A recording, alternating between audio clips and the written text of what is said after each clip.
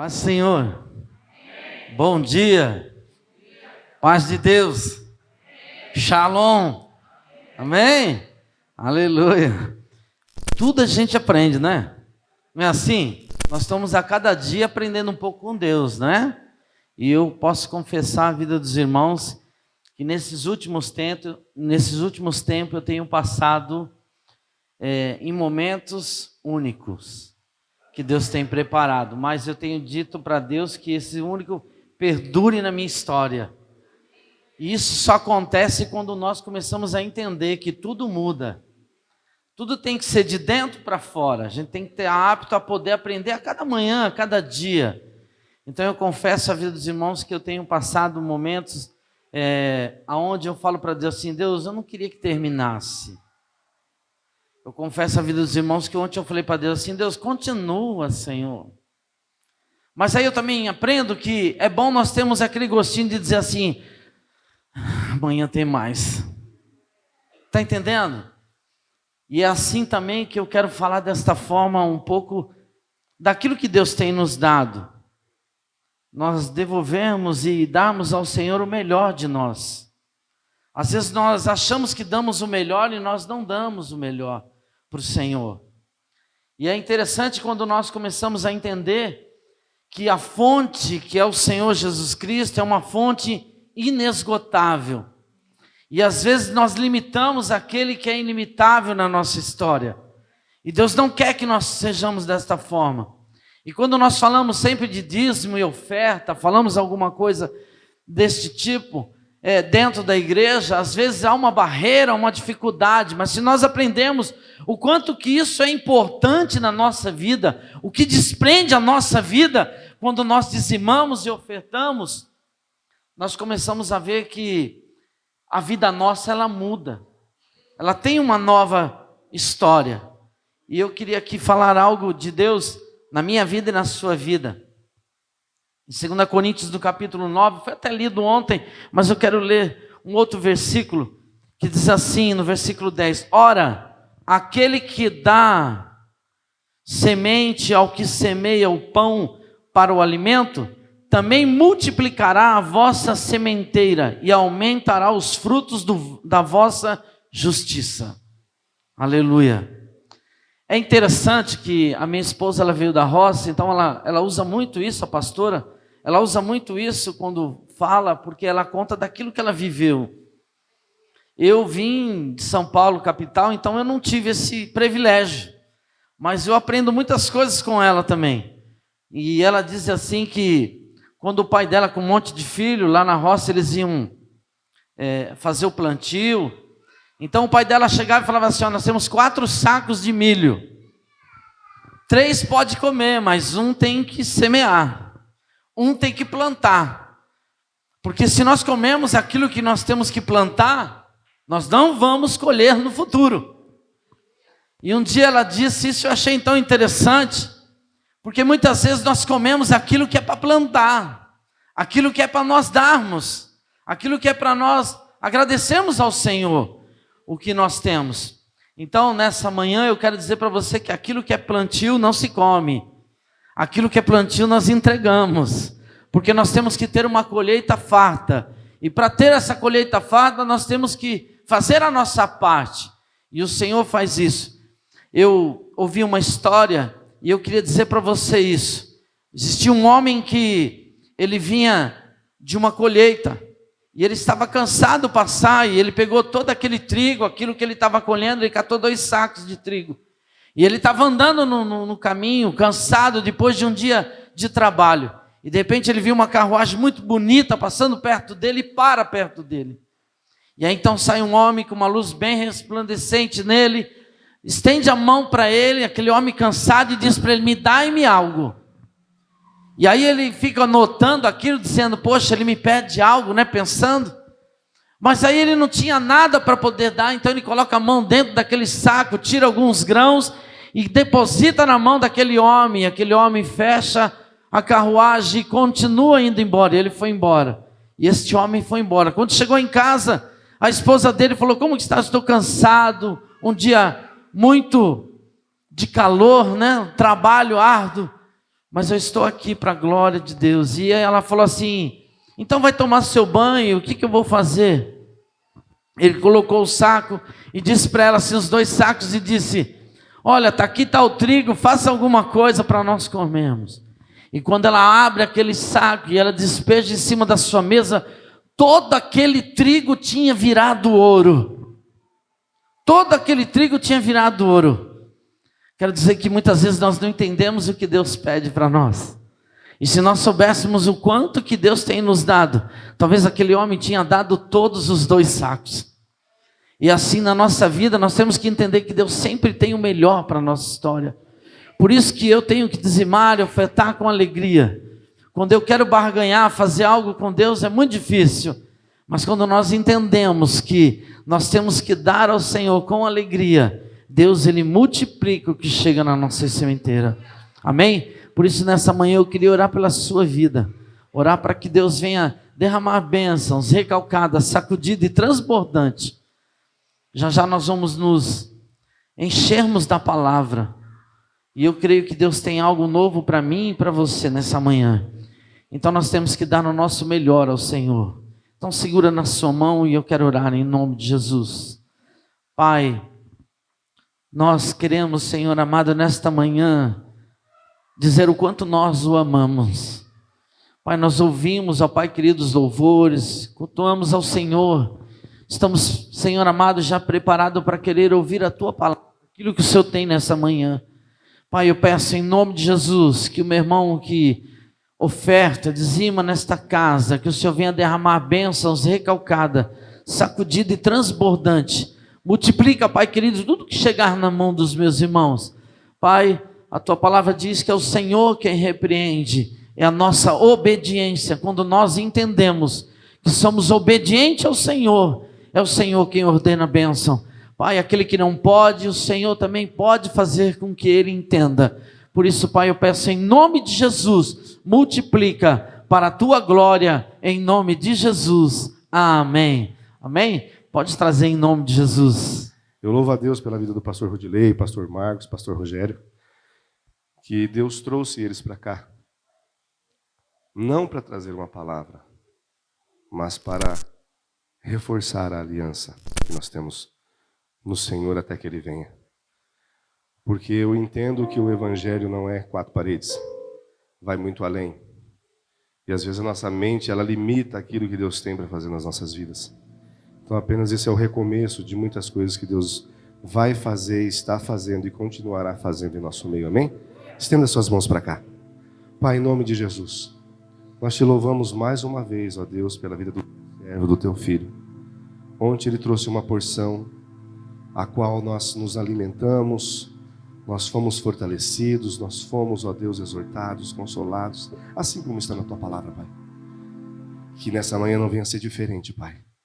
Uma porção nova vinda da parte do Senhor, ó Pai, venha a ser derramado sobre os nossos corações sedentos, para que nós venhamos, ó Deus, dar uma resposta lá fora, para aqueles que necessitam, ó Pai. Que nós venhamos ser a resposta, Pai, em meio a tudo aquilo que está acontecendo, Senhor, no meio da nossa sociedade, da nossa família, até mesmo da nossa comunidade, Pai. Que nós venhamos, Senhor, ser os Teus filhos, que venham, meu Deus, expandir o Teu reino neste lugar. É o que eu Te peço no nome de Jesus. Amém. Aleluia. Bom dia, irmãos. Paz do Senhor, shalom, amém. Muito feliz de estar aqui nessa manhã. Ontem eu não apresentei, né? Estou com o Marcos aqui, o Rogério, são filhos de Betânia, da nossa casa, filhos nossos. Eu nunca viajo sozinho. Eu sempre que digo que a gente precisa caminhar junto com pessoas. O pregador, o homem que leva o evangelho, ele precisa trazer aqueles que convivem com ele, para testificar se aquilo que ele está ministrando é verdadeiro ou não. Amém? Porque não se trata mais de uma mensagem, não se trata mais de uma pregação. Você pode ir para a internet e escolher o que você quiser ouvir. Tem teólogo, tem profeta, tem mestre, tem o que você quiser. Mas se trata de nós vivermos verdadeiramente o Evangelho, e aquilo que liberamos faz parte de nós nele. Amém? O único momento em que Jesus não chama Deus de Pai é no momento da sua agonia de cruz, quando toda a imundície nossa e da humanidade está sobre ele. Jesus se sente sozinho e solitário, fora da sua conexão com o Pai. E sabe que eu entendo nisso algo do meu espírito? Sabe por que isso? Porque eu acredito que nessa hora o Pai virou de costas para Jesus. Porque se ele visse o filho dele naquela condição, a terra seria fulminada. Então, para se cumprir o propósito, o Pai vira as costas para o filho, para não fazer justiça, para que eu e você fosse resgatado. E daí nós queremos ganhar algo de Deus com uma campanha, com uma corrente, com qualquer nome aí que os homens dão para isso. É dias de homens fiéis e leais se levantarem. Não peça uma vida próspera para o Senhor se você não está com coragem de entregar a tua vida para Ele, no propósito completo. Deus não trabalha com barganha. O que você pode fazer para pagar o favor imerecido da morte de Jesus e ressurreição? Nada. Eu não sirvo a Deus por isso, eu sirvo a Deus por privilégio. É um privilégio servir Ele, não é um peso. E deixa eu te falar, se você está vivendo um tempo que é um peso servir a Ele, me desculpe, você não está servindo o Deus vivo, você está servindo um Deus morto. Porque se eu sirvo Deus vivo, por mais que eu enfrente lutas, adversidade, escassez, é Ele que me fortalece, Ele me impulsiona, Ele me encoraja a seguir. Então eu preciso entender que é Ele que me chamou. E eu não posso, usar o modelo da terra para segui-lo. Eu preciso ter um modelo celestial da eternidade. O modelo que vem dele, por ele. Irmãos, há mais de 2000 anos não mudou nada. A humanidade pode ter passado pelas suas evoluções, e eu acredito que é pelo Espírito de Deus. Porque Daniel profetizou que nos últimos dias a ciência se multiplicaria. E a nossa geração é a geração que a ciência mais se multiplica. Eu acredito nisso. Mas deixa eu te falar, o padrão há mais de 2000 anos continua sendo o céu. E o modelo ainda continua sendo Jesus Cristo. Sabe como o teu casamento vai ser transformado? No modelo Jesus Cristo. Não adianta você fazer o casados para sempre se Jesus não for seu modelo. Não adianta você ir no encontro de casais e lá dizer eu te amo, você me ama, e chegar em casa não ter uma vida no modelo de Cristo. Ah, pastor, você é contra essas coisas? Não, tudo isso são ferramentas que podem nos ajudar. Se eu estou disposto a ser transformado pelo Cristo e não pelo método. Amém? Então, Deus está chamando a nossa atenção nesses dias para um padrão que é o céu e o modelo que é o Cristo. Só que a religião colocou tantos obstáculos que parece que o céu é uma coisa impossível de se viver e o modelo de Jesus Cristo é um modelo arcaico. Não! Primeiro, para você viver o padrão do céu, você precisa viver a tua humanidade. Você precisa saber que você é gente. Que você não é Deus diante das pessoas. Que você é gente. Que você tem fraquezas. Que você tem lutas. Que você tem obstáculos. Que você tem vontade de desistir. Mas existe daí o modelo perfeito.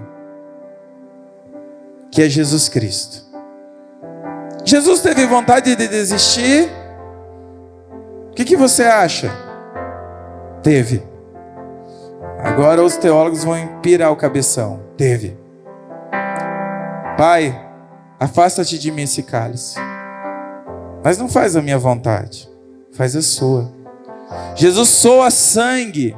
A ciência explica para você soar sangue, você tem que ter superado um infarto fulminante. Daí teus poros começam a jogar o sangue fora. Jesus não poderia ter morrido de infarto. Então ele supera a maior angústia e agonia, a maior depressão que o ser humano poderia enfrentar. Jesus teve depressão. Teve um momento ali que foi terrível. E engraçado que está escrito na Bíblia. Não omitiram isso. Me deixar, porque Ele é o meu modelo perfeito. Ele é o meu modelo perfeito para me ensinar que por mais que eu passe por aflições, eu vou passar, eu vou viver, mas Ele é o meu modelo perfeito, porque se Ele venceu, eu posso vencer também. Eu não sou um evangélico que vive de movimento em movimento, de evento em evento, não. Eu sou um filho de Deus que quero manifestar a presença dEle, ser uma voz naqueles que precisam. Independente do lugar que Ele me colocar. Eu vejo, sabe, muitas vezes pastores se matando na internet, brigando, falando besteira, perseguindo um ao outro, enquanto tantas vidas estão indo para o inferno. Você já imaginou quantas pessoas em Londrina precisam receber o evangelho da salvação? Quantas pessoas precisam receber o evangelho do arrependimento, porque em algum momento estiveram dentro da igreja, foram machucados e infelizmente foram acolhidos pelo mundo. Tem pessoas que deixaram o evangelho e voltaram para a idolatria, sabe por quê? Os idólatras abraçaram com amor, enquanto a igreja julgou com mãos de ferro. Eu não estou dizendo que nós temos que compactuar com o pecado, mas eu estou dizendo que quando o amor vem, o amor de Cristo, todo medo é lançado fora, e as pessoas estão dispostas a viver verdadeiramente esse evangelho. Não ofereça a placa da sua igreja para ninguém, ofereça o amor de Jesus Cristo, e assim as pessoas vão querer estar no lugar que você está. Nós precisamos entender isso nesses dias. Comece a orar pelos perdidos dessa cidade. Para de orar pelos teus problemas pessoais. Sim. Coloca primeiro a prioridade do Cristo na terra, porque dele vai pegar suas prioridades para ser feito. Há 8 anos eu tenho uma palavra que queima dentro de mim. Cuida do que é do Senhor, porque Ele vai cuidar do que é seu. Isso eu vivo todos os dias, irmãos. Todos os dias. Rogério e Marcos está aqui. A nossa vida, a minha casa, ela é um milagre. Já passei por 3 UTIs, 7 cirurgias sérias, mas sempre o Senhor esteve cuidando de nós. Então, talvez a tua oração ela tem que mudar o foco. Pastor, eu oro há tantos anos pelo meu filho e ele não se converte. Comece a orar pelos filhos de Deus para que se convertam, que assim o Senhor vai alcançar o teu filho. A igreja ela precisa parar de ter um pensamento individualista e ela precisa ter um pensamento coletivo. A igreja é coletiva. Jesus precisava de 12 improváveis para caminhar com ele? O que você acha? Não. Jesus ele não tinha uma carência que precisava de pessoas do lado dele. Ele tinha comunhão com o Pai, o Criador de todas as coisas. Mas ele quis nos ensinar a coletividade do reino. E na equipe vai ter o Judas, que às vezes é melhor que o Pedro, porque nos empurra para o propósito. Vai ter o Pedro que esbraveja, que confronta o nosso caráter, que a tua vontade é: vai embora! Daí você fala: não, ele tem um lado melhor do que ruim. Vai ter o João que aquele dia que você está mal, porque às vezes as pessoas acham que pastor é super-herói, né? Se nós fosse super-herói, irmão, se nós fosse super-homem, nós usava a cueca por cima da calça. Porque se o super-homem fosse tão bom, ele não fazia isso, né? Você já parou para pensar, né? O super-homem usa cueca por cima da calça. Nós não somos. E daí como é bom às vezes você receber uma ligação do João. Fala, olha, pastor, você está bem? Eu orei por ti. Pastora, como que está você? Só que as pessoas elas perguntam assim para a gente. Isso acontece só em Campo Mourão, aqui em Londrina não acontece. Pastor Rudilei, você está bem? Então, então, pastor, sabe aqui em casa aconteceu isso.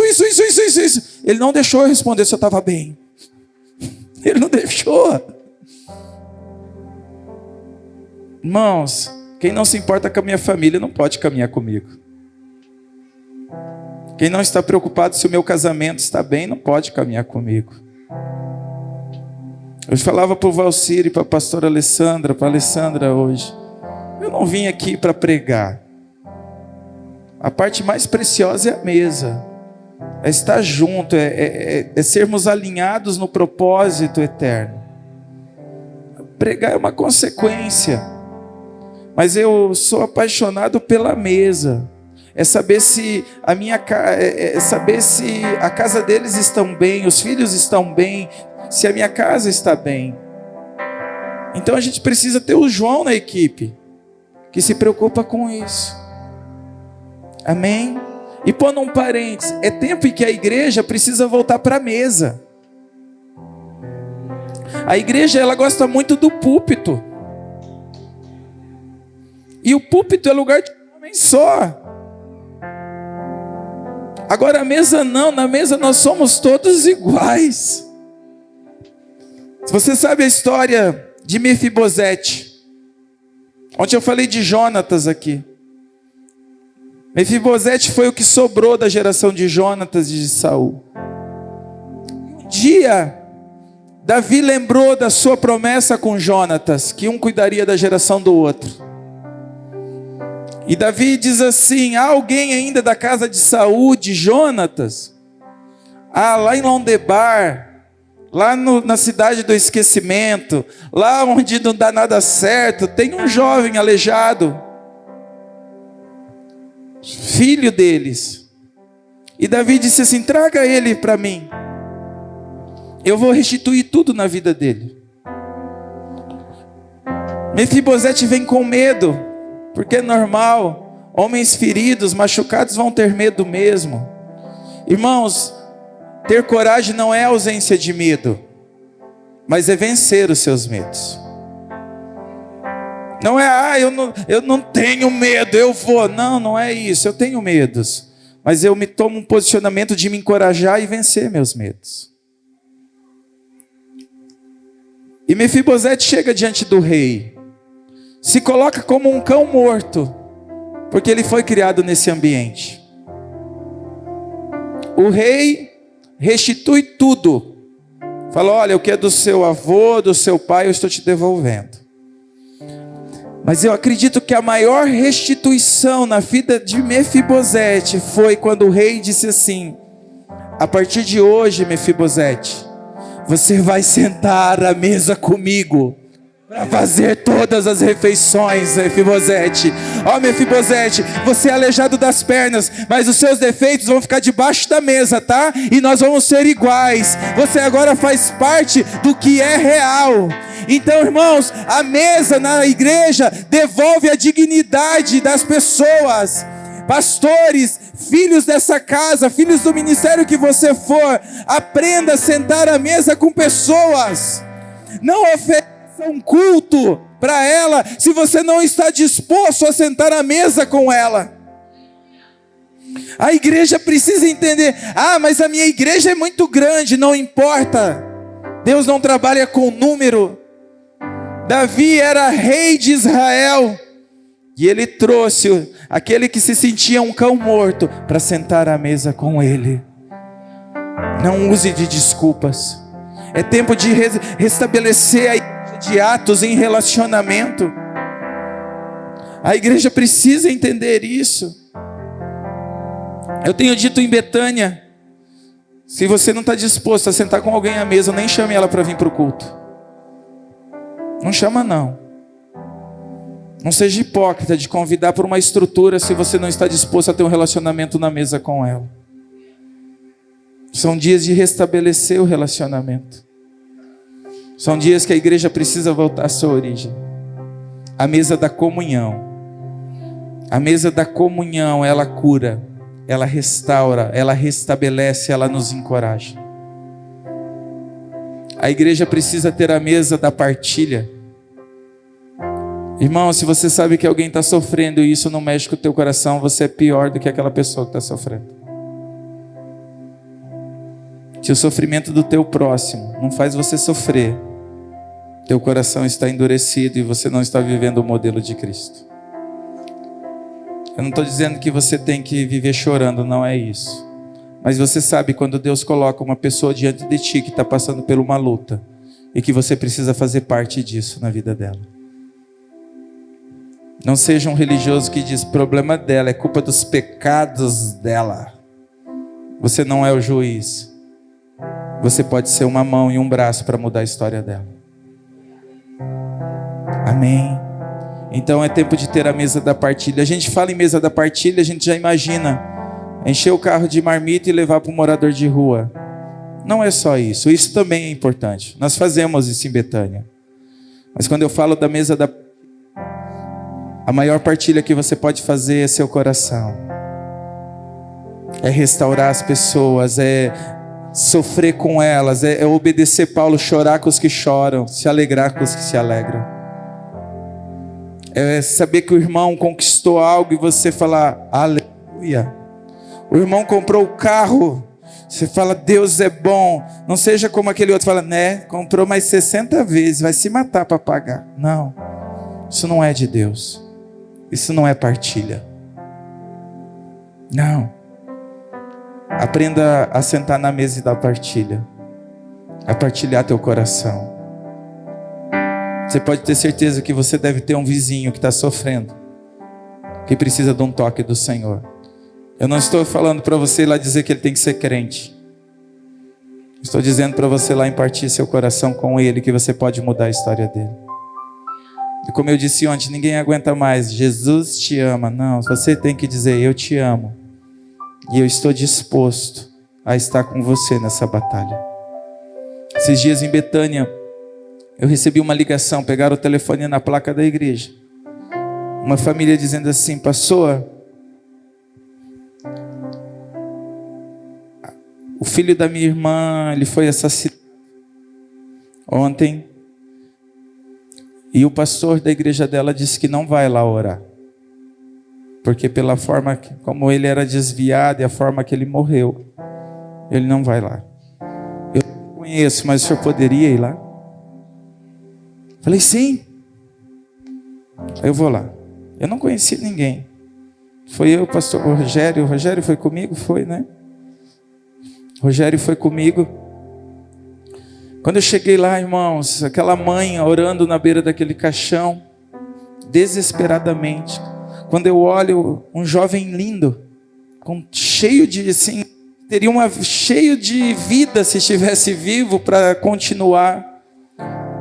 E eu tenho um sonho. Sabe qual é o meu sonho ministerial, assim, que eu peço para Jesus? Ressuscitar um defunto. Eu tenho esse sonho. A minha esposa disse que não vai comigo em velório, não. Ela não é muito chegada. Eu falei, Jesus, será que é hoje? Eu cheguei, acho que eu não fiz espetáculo, não gera expectativas. Aí o Senhor falou comigo, você veio aqui por essa família, abraça aquela mãe. Talvez se ele ressuscitasse ali, ele ia voltar até a vida louca que ele tinha, né? Então o Senhor sabe o que permitiu fazer. Mas eu saí com meu coração aliviado de abraçar aquela mulher. Não a conheço, se você me perguntar o nome eu não sei, porque era tanta emoção daquele lugar, eu nem perguntei nome, eu só orei pela família, abracei ela e fui embora. É isso que a gente precisa entender. Não trabalhe para que as pessoas venham para a sua congregação, venham caminhar com você. Trabalhe para que o amor de Jesus seja manifesto. Que assim as pessoas vão querer caminhar com você. Você vai atrair as pessoas não pelo que você fala, mas pelo que você vive.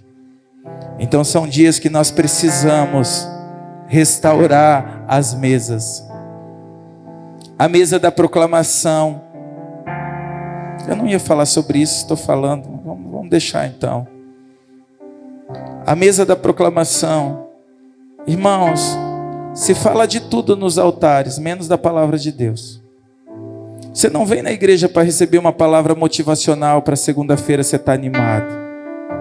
Você vem na igreja para sacrificar, para se entregar para Ele e ser redirecionado e edificado. Ai, mas que palavra dura! Sim. Porque nesses dias a gente precisa entender que a gente não é mais menino, menina na fé. Que Deus quer usar um povo em todas as áreas, na educação, na medicina, no comércio, na economia, em todos os lugares, no lar. E para Ele usar, Ele não vai usar meninos. Se o filho dele, ele esperou 30 anos para lançar no ministério, ele escondeu Jesus 30 anos numa carpintaria, Ele vai nos usar só porque a gente precisa de uma palavra motivadora? Não. Então eu tenho que respeitar os processos. Então a mesa da proclamação, ela precisa me alinhar. Ela precisa me levar a um ambiente que eu entenda quem eu sou e para que eu vim. Eu não tenho nada contra os coaches, não, e nem nada a favor, mas na igreja não cabe, no altar não cabe essa palavra, eu sou, eu posso. Eu não posso nada, eu não sou nada, Ele é tudo na minha vida. Eu não vou viver de uma palavra de motivação a cada culto, não. Mas eu preciso ser alinhado e morrer para o meu eu e para o meu ego todos os cultos um pouquinho, para eu entender quem Ele é na minha vida. Para que eu assuma um governo. Homens irresponsáveis que assumem governo destroem uma geração. Você está vendo o que o Brasil está vivendo? Por irresponsabilidades, por homens meninos que assumiram e se embriagaram com o poder e com o dinheiro. E daí uma geração, um povo paga. E na igreja de Cristo não é diferente. Quantos escândalos em Londrina? Quantas vergonhas a igreja evangélica fez no Brasil? Por quê? Meninos assumindo um lugar de homens. Meninos. Então, a mesa da proclamação precisa ser uma mesa que me edifica, que me alinha, que me reposiciona para o propósito. O pastor não tem que estar aqui para agradar ninguém. Eu não gostei da palavra. Problema seu, vai orar. Problema seu. Você precisa se converter.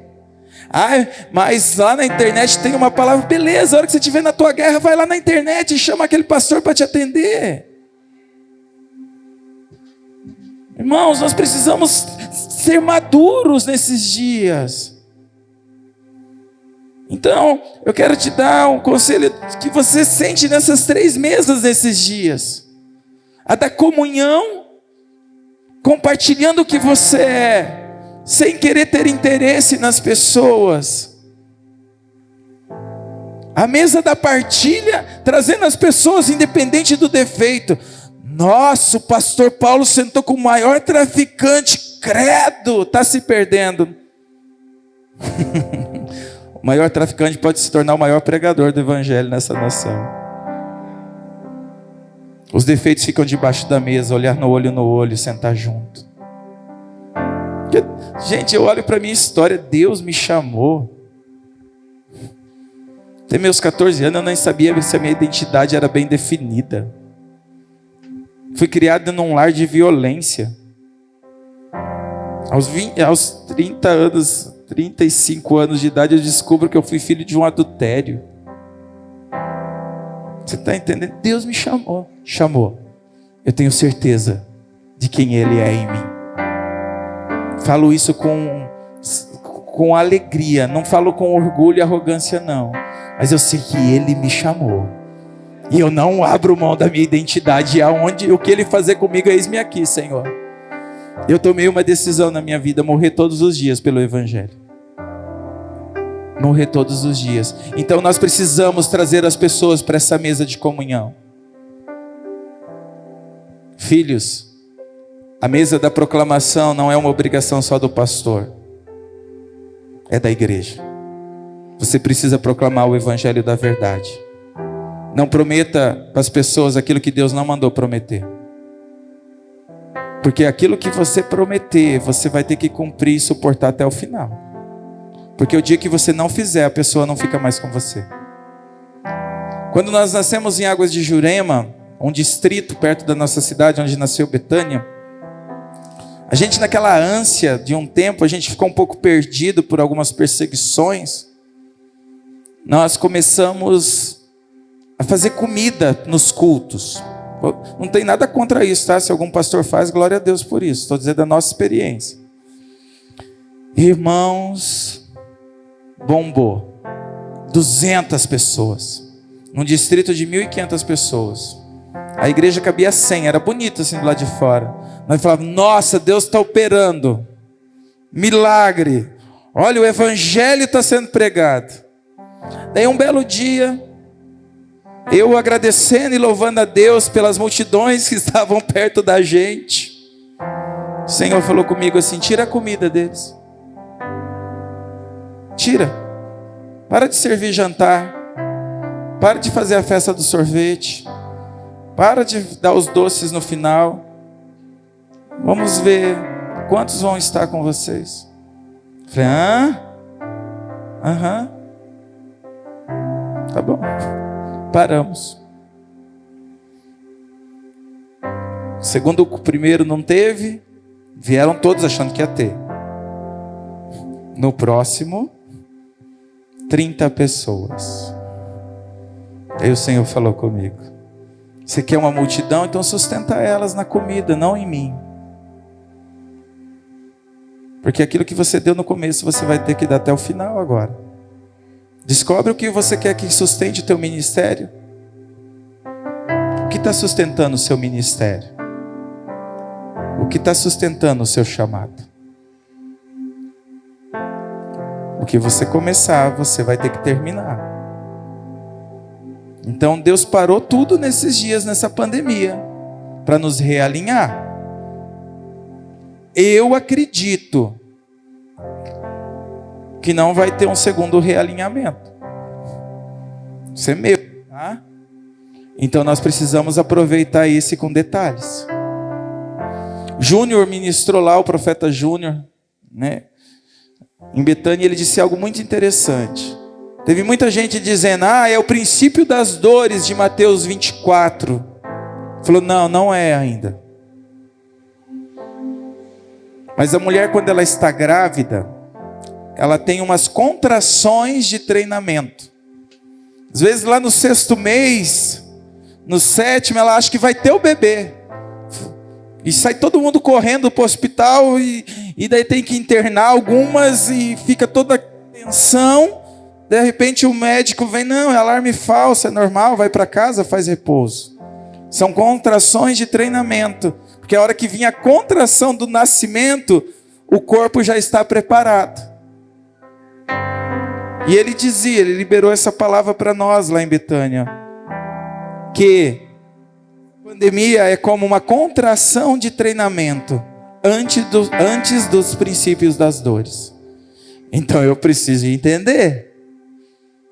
Porque se você já parou para pensar como mostrou para nós que nós estamos despreparados essa situação que nós vivemos? Você viu? A humanidade está despreparada. Gente, quanto pastor desesperado. Quantas igrejas se fecharam. E se fechou, não foi Deus que abriu. Eu não ia falar isso, falei. Né? Porque é o que é dele, ele sustenta.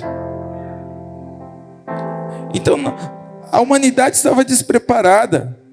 Uma semana antes do lockdown mundial, os Estados Unidos e a Arábia Saudita estavam brigando por petróleo. Um mês depois, estavam brigando por máscara. Você está entendendo? Como tudo está no controle de Deus e a humanidade está despreparada. Então é hora que nós precisamos acordar como igreja, como povo de Deus, para nós sabermos quem Ele é em nós. E nós prepararmos o caminho. Prepare a mesa. Deixa eu te falar, a base do cristianismo é o amor. E o fundamento é preparar o caminho para a volta dele. Mas parece que os cristãos não querem que ele volte, porque vai atrapalhar os planos, né? Nossa, agora que o meu ministério está bombando, Jesus voltar, vai atrapalhar. Nossa, agora que eu estou bem financeiramente, se ele volta, e agora? Não! Os pastores, irmãos, parece que nos últimos tempos não tem mais falado da volta. E o nosso papel como igreja, nós somos a noiva. Qual o sonho da noiva? O casamento. Então nós temos que almejar a volta do nosso Senhor. Nós temos que ter isso, entender que a nossa base é o amor para agregar os filhos, mas o fundamento é preparar o caminho para a volta dele. Anunciar que ele está voltando. Eu preciso preparar os meus jovens para que eles entendam que eles são uma geração que vão estar na frente dessa batalha. Deixa eu te falar, vou pôr só um ponto de interrogação aqui, eu não vou falar de escatologia. Fica nessa cultura que vai tocar uma trombeta e todo mundo vai vazar e a terra vai ficar aqui com os seus problemas. A igreja tem que estar preparada para a grande tribulação, para a guerra. Na hora do vamos ver, a igreja vai embora numa boa? Ah, tá. Cultura americana, irmãos. Cultura americana, isso não está na Bíblia. Quando veio o dilúvio, quem Deus tirou primeiro, o ímpio ou o justo? O ímpio. O justo ficou. Parábola do trigo e do joio. Quem que ele colhe primeiro?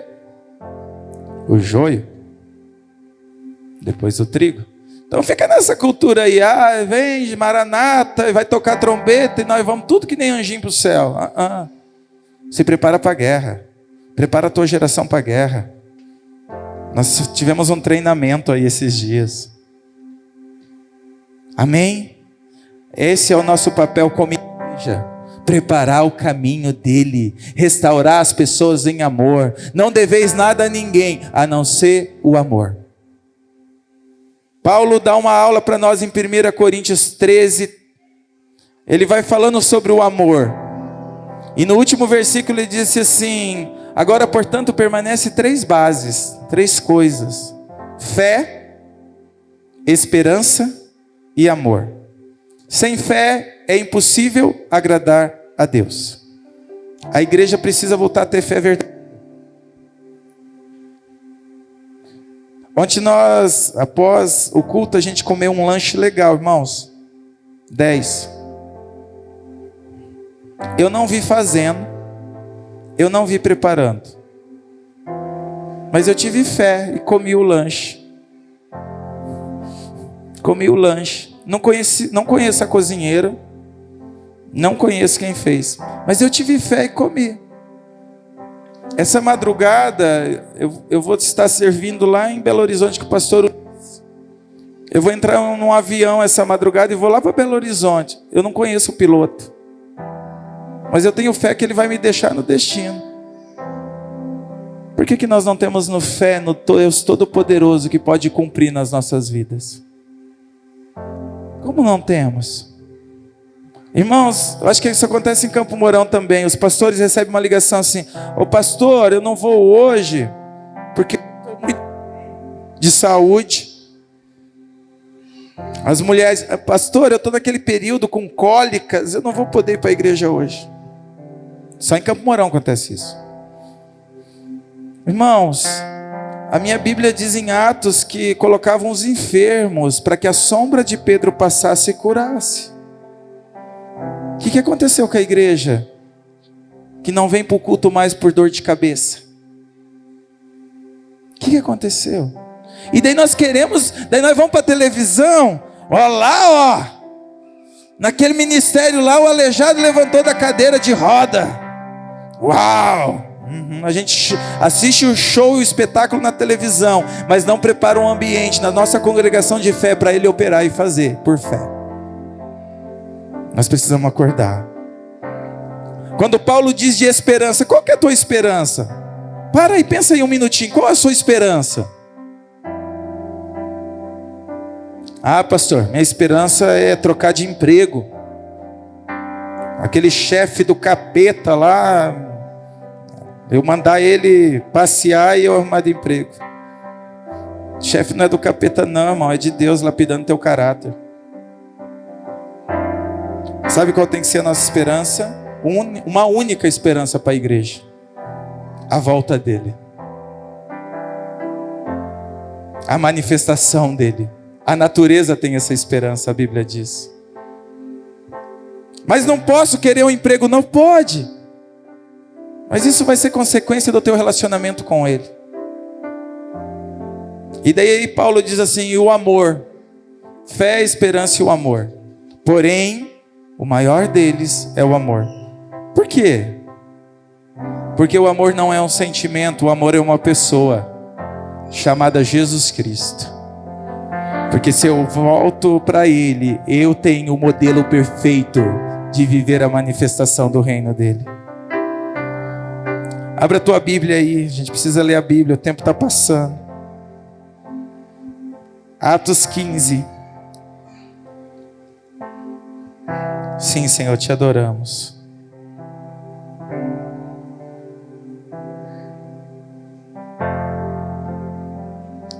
Versículo 16, 17.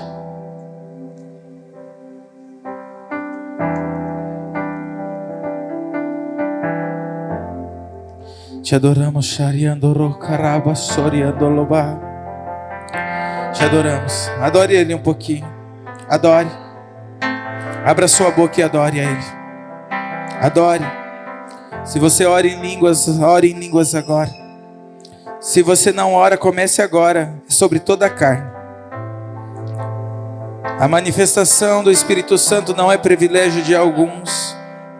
É para toda a carne. Sim, Senhor. Xeriandaraba Soriandalá. Desperta os teus filhos, Senhor. Ah, uma manhã suave neste lugar, Senhor. Xeriandorocaraba Soriandalá. Recandorio Soriandoro. Te adoramos, Jesus. Yeshua, tu és lindo. Meu amigo Jesus, meu amado, maravilhoso, Rei dos reis, Príncipe da paz, Senhor da minha vida, Senhor de Londrina, Senhor do Brasil, Senhor das nações. Te adoramos, Shariandaraba Kandaraba Soriandolo, Reba Shori Kandaraba Sheriandará. Rabasori anda rabacandara, chori anda rabassó. Desperta, noiva minha, diz o Senhor. Desperta, noiva minha, diz o Senhor. Chori andará. Sim, sim, sim. Deus tem saudades. Deus tem saudades. E eu só tenho saudades daquilo que está longe de mim. Atos 15, 16 diz assim: depois disso, voltarei e restaurarei a tenda caída de Davi. Reconstruirei suas ruínas e restaurarei, para que o restante da humanidade busque o Senhor, incluindo os gentios, todos que chamei para serem meus. O Senhor falou, aquele que tornou essas coisas conhecidas desde a eternidade. Te convido a ir lá no livro de Amós, capítulo 11. Livro de Amós, capítulo 9, versículo 11. Não tem capítulo 11 em Amós. Amós 9, 11. Sim, Senhor.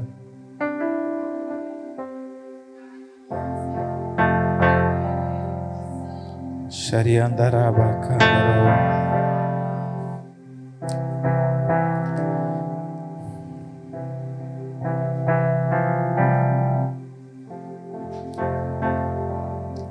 Amém? Naquele dia, restaurarei a tenda caída de Davi, e consertarei seus muros quebrados. Das ruínas reconstruirei e restaurarei sua antiga glória. Amém? Irmãos, o Senhor sempre quis usar a sua criação, a humanidade, para estabelecer o seu plano de restauração de todas as coisas. Teve 4 estruturas, eu vou citar 4 estruturas que o Senhor usou as mãos dos homens para restabelecer a restauração. A primeira, a arca de Noé. Noé foi chamado a fazer uma arca para restabelecer a humanidade. Noé foi chamado a fazer uma estrutura para proteger o propósito de Deus diante da humanidade e reconstruir a humanidade. A estrutura física, ela não é um problema. A igreja estrutural, ela não é um problema, desde que ela esteja alinhada no propósito. A estrutura, ela nos protege, ela nos guarda. Ela não pode nos escravizar. O problema é que por muito tempo colocaram grades na estrutura. Fecharam aquários na estrutura. E não, ela só protege. Por que o Senhor pediu para Noé fazer uma arca durante 100 anos, uma estrutura? Para proteger a sua família que era justa e a criação. Mas 100 anos depois, o Senhor disse para Noé, sai da arca agora. Não, 1 ano depois, 100 anos da construção, 1 ano depois, sai da arca agora. E reconstrói a humanidade. Reconstrói. Você já imaginou se Noé olhasse para a arca, o quê? 100 anos fazendo esse negócio e agora eu vou abandonar? Ela é minha, linda, maravilhosa. Nós não vamos sair daqui. Então a estrutura que Deus manda nós construirmos não pode nos escravizar. Ela precisa nos lançar para o propósito. Depois o Senhor pede para Moisés construir o tabernáculo. Agora cheio de regras. Né? A gente lê o livro de Êxodo, Levíticos, e ali está as regras, como se comportar para receber a presença. Por que Deus faz isso? Não estou nem aí com o que vão dizer. Mas pensa bem comigo. Os filhos de Deus, os hebreus, ficaram 400 anos como escravos. Deus manda as pragas no Egito para mostrar para eles o poder dele.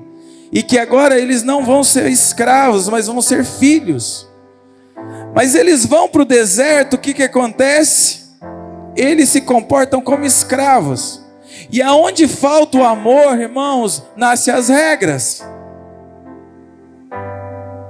Eles não entenderam o amor de Deus para com eles. Então nasce a lei. Às vezes a gente vê uma briga, né? O que é da graça, o que é da lei. Eu só entendo uma coisa. A lei, ela foi Deus que fez sim. Para aqueles que não entendem o que é o amor. Ponto. E agora o tabernáculo de Moisés, para que haja manifestação de Deus, tem todo as regras para se cumprir. Mas eu acredito, é uma coisa minha, tá? Deus se manifesta nesse tabernáculo pelo coração de Moisés. Mas é mais uma estrutura para que haja manifestação de Deus na terra. Mais tarde, no caminhar da história,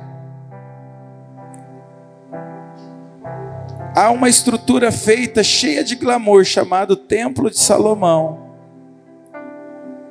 aonde foi construído nas medidas de Deus, com muito ouro e muita madeira fina, e Deus que mandou. Aonde a gente lê em Crônicas que quando foi inaugurada a glória de Deus, tomou aquele lugar. Mas eu quero te falar de uma estrutura que precisa ser lembrada nesses dias, para nós entendermos o realinhamento das nossas casas de oração. O tabernáculo de Davi. O único lugar que Deus sente saudade na terra. Ele não sente saudade do templo de Salomão, que foi feito com todo o glamour. Ele não sente saudade aonde ele teve que colocar regras para ele se manifestar, que é o tabernáculo de Moisés. Mas ele sente saudade de um lugar simples. Como era feita a tenda de Davi? 4 estacas e uma tenda. E ali havia a arca, a presença. Eu entendo que esse lugar foi preparado para ter a verdadeira adoração. E a verdadeira adoração não tem a ver com música, tem a ver com corações. Davi era um homem segundo o coração de Deus. E deixa eu te falar, principalmente para os líderes dessa casa e da onde você for, da casa do Senhor, você vai multiplicar pessoas conforme o teu coração. Pega isso no teu espírito. Você vai multiplicar pessoas conforme o teu coração. Então eu acredito que Davi multiplicava homens segundo o coração de Deus também.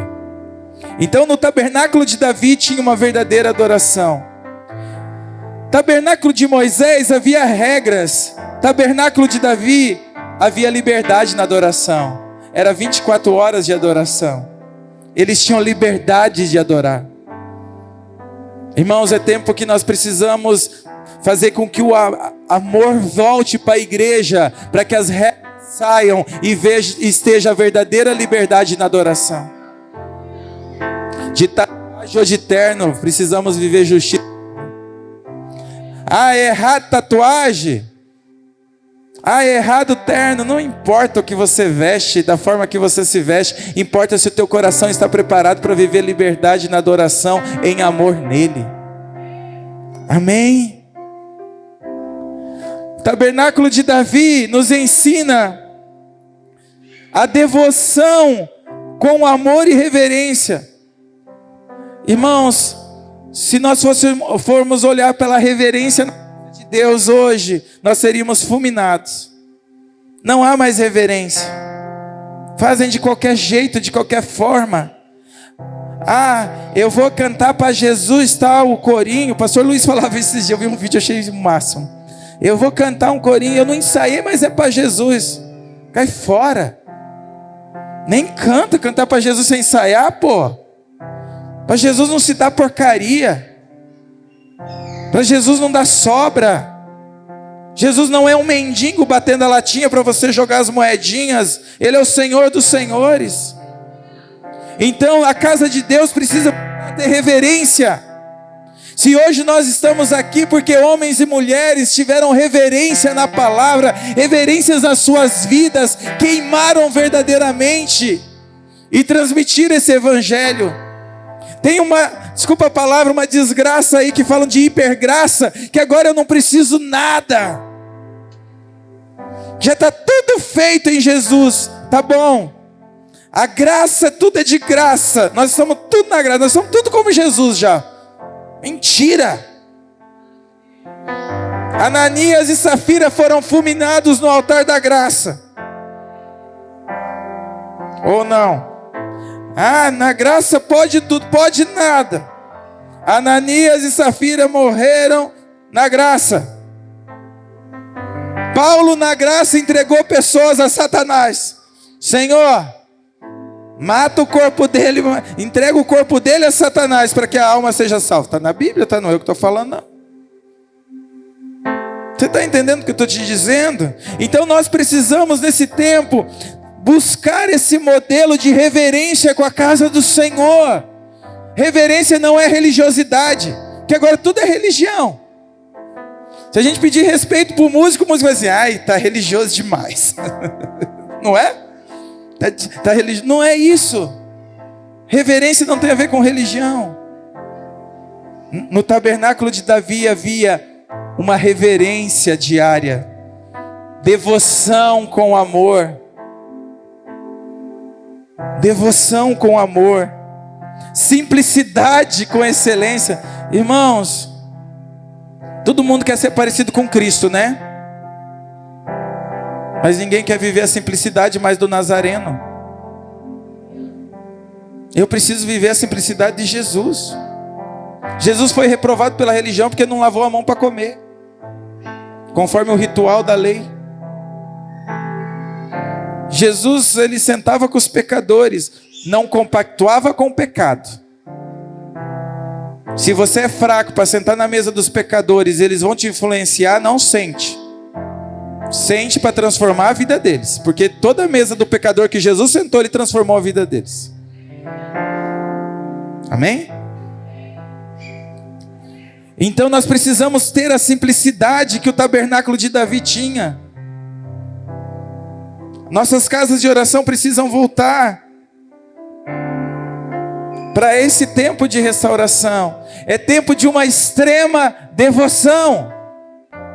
E não é palavra da moda isso, é uma entrega verdadeira. Quanto tempo você tem tido com Deus?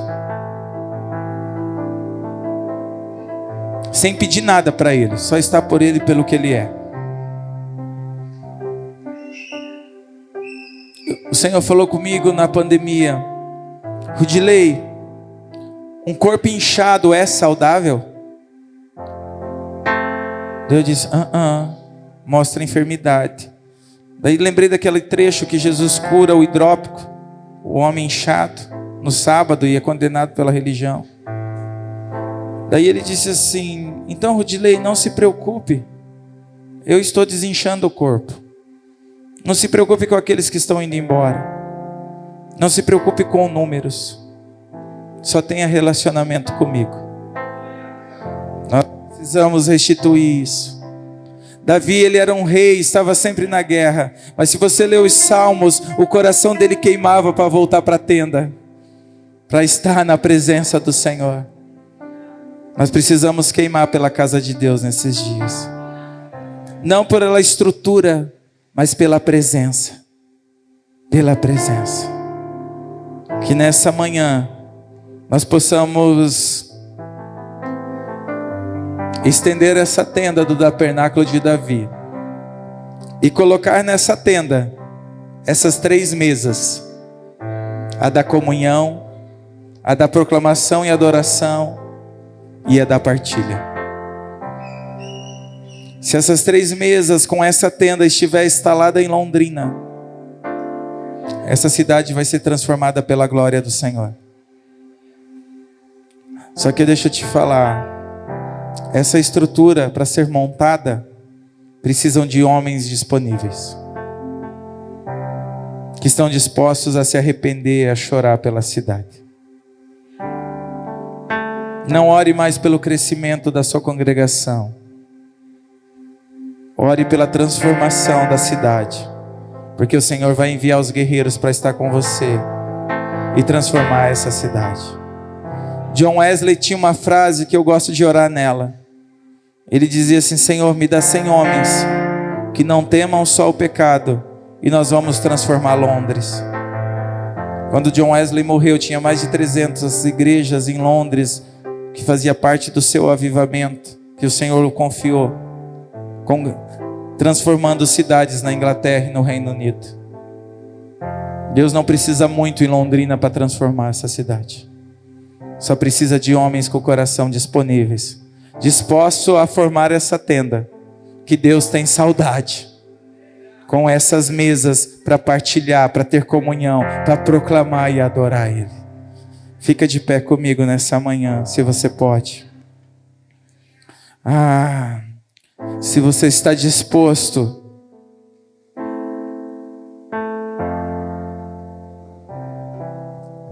a fazer parte deste plano e deste propósito, fecha os teus olhos e se coloca neste lugar. Se coloca neste lugar como um homem que vai estar à mesa. Não para ser servido, mas para servir. Para servir, para servir. Não espere a música para você adorar Ele e buscar a presença, o toque dEle. Não, nós não estamos num ritual. Nós estamos na presença dEle. Nós estamos diante da glória dEle. Sim, sim, Senhor. Há uma palavra sobre essa cidade. Há uma palavra sobre os homens e mulheres aqui reunidos à sua mesa nessa manhã. E eu oro, meu Pai, que haja um destravamento do teu Espírito, um destravamento da tua graça e do teu amor. Senhor, que Londrina possa matar a tua saudade do tabernáculo de Davi. Que Londrina possa levantar homens dispostos a viver esse evangelho simples e puro, mas tão profundo. Senhor, nós queremos chorar nessa manhã, se arrependendo por essa cidade. Glorifica Ele. Mais uma vez o refrão. Eu quero que você agradeça por tudo que Ele começou ontem, por tudo aquilo que Ele está fazendo hoje e por tudo aquilo que Ele ainda vai fazer. Adore a Ele, adore a Ele, adore a Ele. Tenha um tempo seu com Ele aí. Não deixe a chama apagar. Continue nessa intensidade. Continue nessa adoração. Continue nesse fervor. Continue nessa intensidade.